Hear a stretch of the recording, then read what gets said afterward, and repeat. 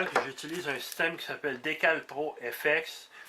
Je vous laisse aller le voir sur Internet s'il vous intéresse. C'est un système, il n'est pas si simple à utiliser.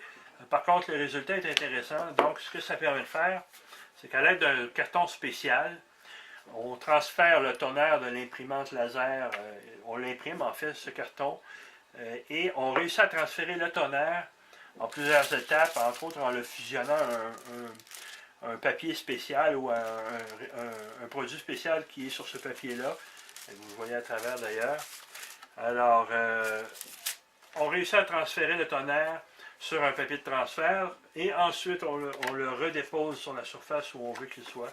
Et de façon générale, ça donne un résultat qui est quand même très intéressant. Alors, ça m'a évité de tout faire ça à main levée. Ça donne un fini qui va être facile ensuite à sceller avec une couche de vernis clair. Du vernis mat, évidemment.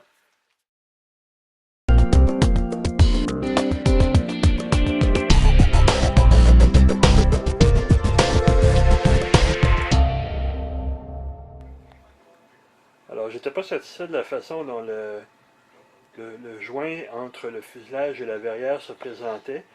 Alors, j'ai tout simplement masqué bien comme il faut mon fuselage pour éviter de marquer ou de salir les parties qui étaient déjà finies. Et j'ai tiré un joint au mastic de finition tout le tour.